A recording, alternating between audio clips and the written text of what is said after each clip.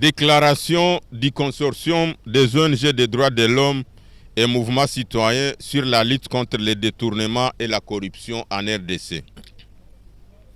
Sous l'initiative du panel des experts de la société civile et Alerte RDC, le consortium des ONG des droits de l'homme et les mouvements citoyens, réunis au CEPAS ce lundi 12 août 2024, afin de réfléchir sur les mécanismes susceptibles de mettre fin aux nombreux cas de détournement des deniers publics et la corruption, déclare ce qui suit. La corruption et en particulier les détournements des deniers publics sont des fléaux qui ravagent la RDC et constituent de sérieux obstacles au développement de notre pays. Malheureusement, l'ensemble des mécanismes mis en place à ce jour se sont révélés inefficaces pour mettre fin, voire endiguer ces fléaux. Conscient de cette triste réalité, les consortiums des ONG des droits de l'homme et les mouvements citoyens ont organisé une journée de réflexion et au terme de celle-ci, les participants sont parvenus aux conclusions suivantes. L'inefficacité actuelle dans la lutte contre ces fléaux résulte du manque de collaboration entre les différents organes mis en place par les autorités dans la lutte contre les détournements des deniers publics. Par conséquent, il est impératif que ces organes travaillent en synergie, leur lutte intestine ne pouvant qu'entraîner un affaiblissement des missions qui leur ont été dévolues et favoriser ainsi les délinquants financiers. L'absence de sanctions en cas de violation des procédures administratives mises en place afin de lutter contre les détournements et la corruption est une faiblesse réelle dans la lutte contre ces fléaux. Or, ces violations constituent le premier signe d'une volonté de détourner les deniers publics. Il en est ainsi, par exemple, de multiples violations des dispositions et règlements encadrant l'octroi des marchés publics.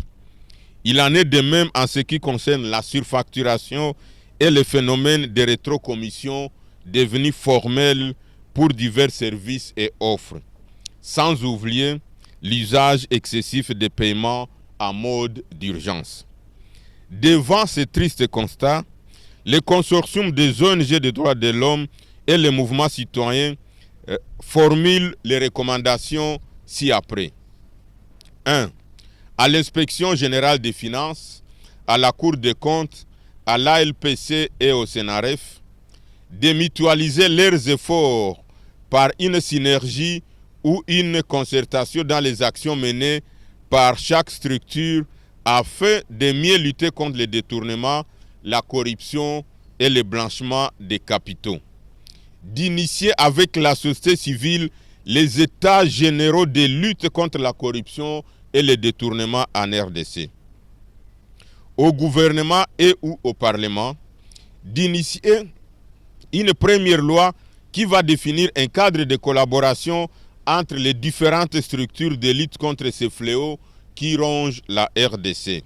De faire adopter une deuxième loi pour rendre pénales certaines violations de procédures administratives telles que les dispositions relatives au marché public, à la surfacturation, au dépassement budgétaire, à l'institutionnalisation du pourcentage des rétrocommissions sur presque tous les engagements et paiements au ministère du Budget et celui des Finances, à la Banque centrale du Congo, etc. Par ailleurs, les sanctions prévues par la loi en cas de mégestion d'une autorité devraient être appliquées strictement et sévèrement. Bien entendu, il faut avoir une loi spécifique sur la lutte contre les détournements et la corruption dans notre pays.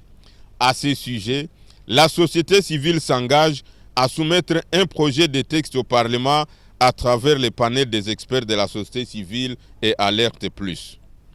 De réformer le code pénal ainsi que le code de procédure pénale afin que les affaires de détournement des deniers publics ou de corruption en général soient jugées par des jurys populaires pour sanctionner les nombreux délinquants financiers.